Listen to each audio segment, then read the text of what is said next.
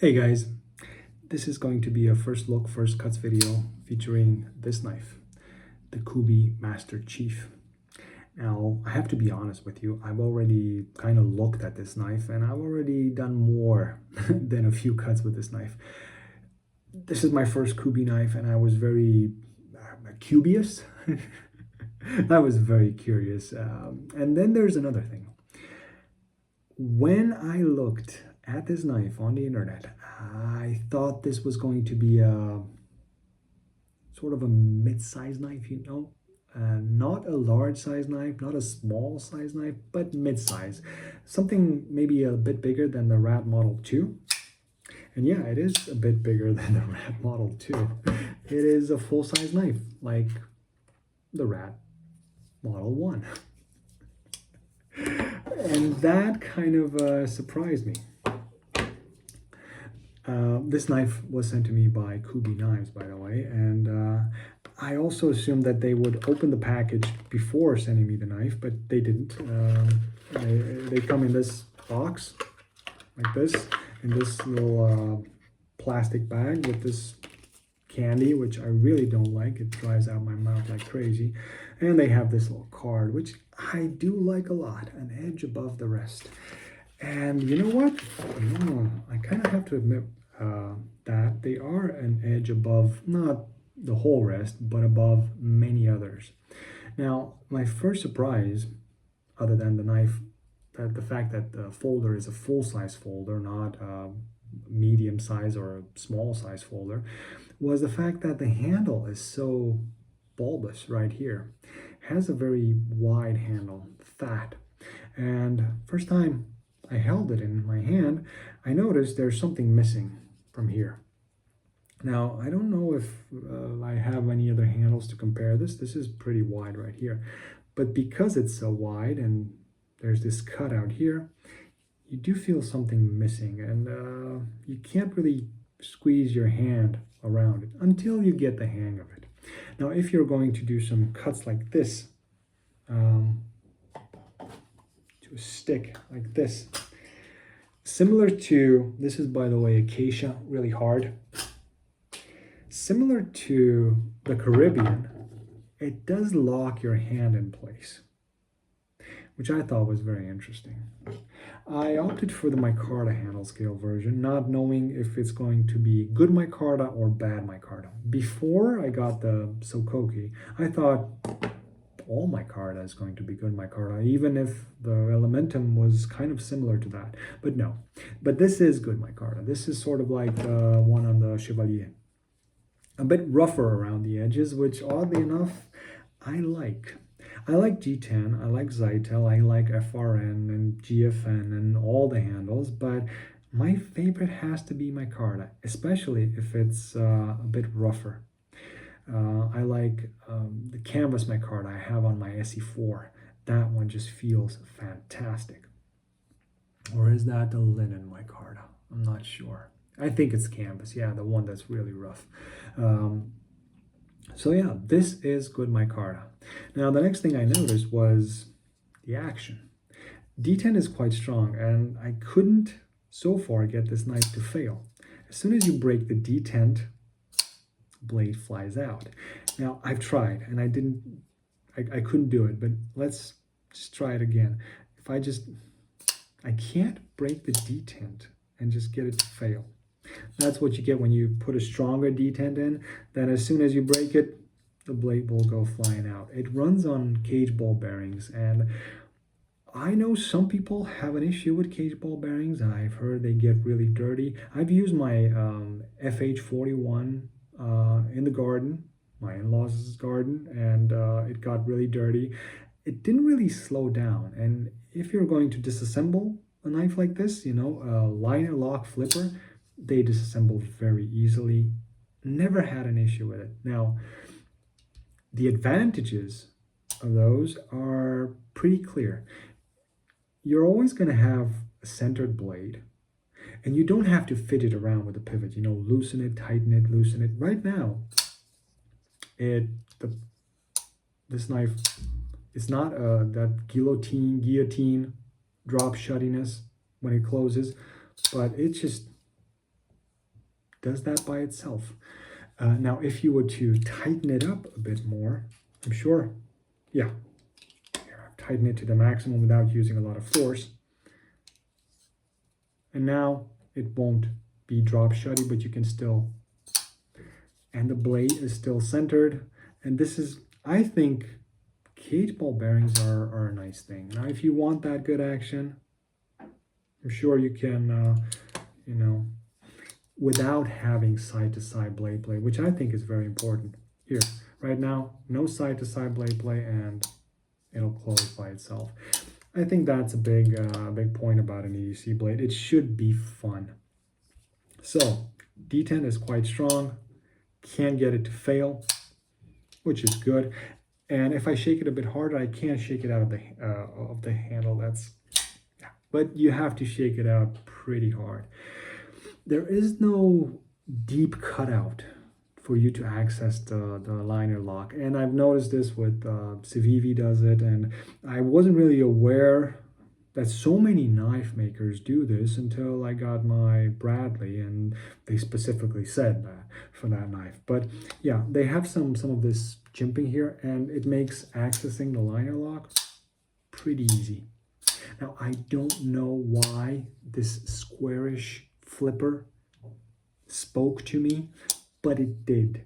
And it said, you're gonna like me. And I do. I don't think it's practical. Now, flipper knives, there are a few problems with them. If you carry them in your pocket, they are going to attack other things which are in your pocket, especially if you keep your knife in the same pocket as your phone. But you probably have a case for your phone or whatever. That's one thing. And then when they're in an open position, they do get in the way. If there's a cutout here, a choil, you can choke up on the knife, and they do give you stability because they get in between your fingers and kind of don't let you run up on the blade and cut yourself. In this case, that's not happening. Choking up on this knife is going to be uncomfortable. Now, of course, you could remove the flipper. Then opening the knife would be a two-handed option, or a really shaky one. And then you could choke up on it. And I've considered that while choosing this model. If I don't like the flipper, I'm probably going to remove it. Something about the shape of the blade, this reverse tanto, I've always liked since the 940. But as such, this feels pretty good in hand. Now, the knife came sharp. I used this, you know,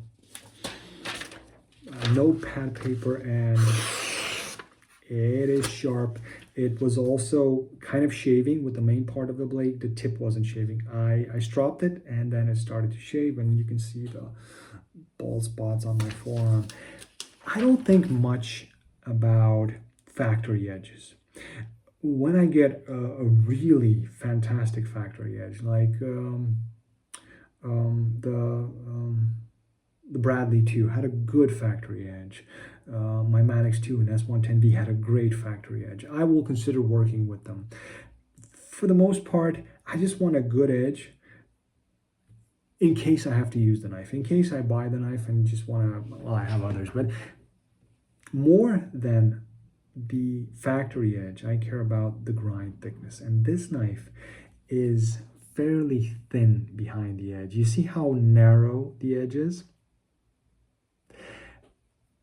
Behind that very, very narrow edge, it stands at about 0.3 millimeters thick. That's 12 thousandths of an inch. And that is superb. Now, the edge angle is about 22 degrees per side, which is not great. But if you're going to have a 25 degree per side edge angle, then have it with a very, very thin grind, because you can put this on a guided system or just take some diamond stones and you can drop the edge angle within a matter of minutes. But if you have a very thick grind, the only thing that remains for you to do is start thinning it out. And that involves a lot of work. So 22 degrees per side is not horrible. That's okay. Knife is sharp, and what you're going to see here in the cut test more is going to be the thinness of the grind rather than the edge. And I've always talked about this. It is very important how thin a knife is, the geometry is more important than the front end sharpness for most tasks. And yeah, this one came decently sharp, but more importantly, thin behind the edge. I like it. What I don't like is jimping. I've never liked jimping. Some knives have better jimping than others. This is one of those knives that has better jimping than others. Why? Because it's not that aggressive. It's very well rounded, and they even knocked off the sides here, so the corners, they knocked it off. If I hardly use my knives like this, put my thumb on the spine. Sometimes I will put my index finger on the spine when I cut rope in rope tests or whatever, but I've tried to also start using them. However, what I've noticed, I would say fairly recently, within the last year when I started doing rope cut tests, is that jimping really bothers me when I cut rope or cut small things on a wooden board or here like this. That's when I'll get, really sore in this portion. It happens for all knives. The last one, which really created a wound there, was this one. I mean, I don't know, it's just the corner, I think, stuck me in it, and you probably see it even now. That was a couple of weeks ago. So it has decent jimping. I personally don't need jimping, but this one's not that aggressive. However, if you're going to work a lot with the knife, I don't know, maybe you like it, maybe you don't. It's not the worst. Personally, I could have lived without it. Construction is fairly simple. I like that. It has these two standoffs here and the pivot. They do the same thing that Civivi does with this nice little pivot screw, the mother side of the pivot. I like it. There's no D cutout, but they have this little nub, just like Civivi does. And I would have really liked it if they would have used T8 construction all around. As such, T8, T8, T8, T8, and then you have two T6s for the pockets clip. And the top screw of the pocket clip screws into this one, into this spacer.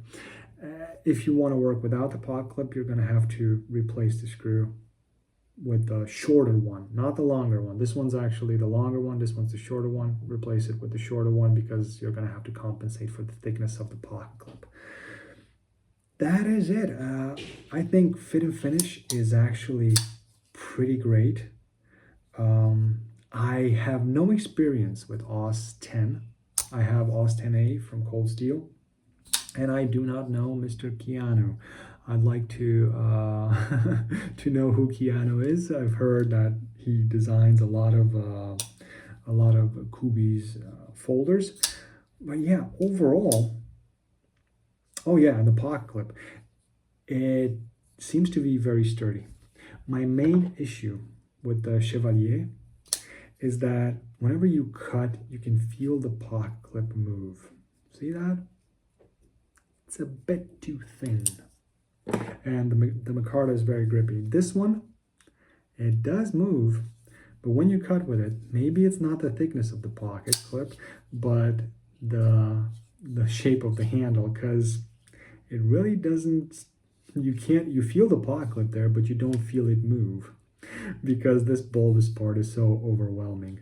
And yeah, I like that. I like that. I would have preferred a blacked out pocket clip. That's just me. Some people prefer the shiny ones. I prefer the blacked out pocket clip. You can get those, I think, with the black wash blades, but I liked the look of the hardware, sometimes I'm weird like that. I like something that I don't for other things. But yeah, nothing really to say bad about the design. On the good part is, like I said, I already did a few cuts with it, and I will demonstrate that to you again.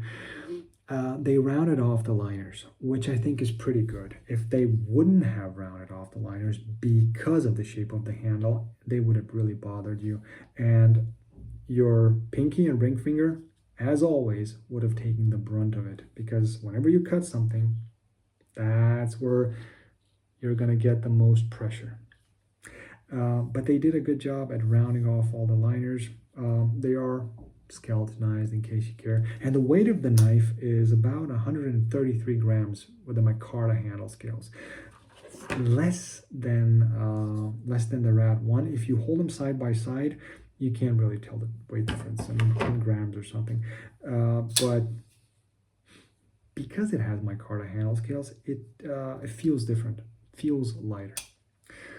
So yeah, those were my first impressions on the Kubey Master Chief. Now, let's look at how it cuts, because so far, I don't think anybody ever showed this. Let it be a premiere here on Spartan Johns. Be back with you in a minute.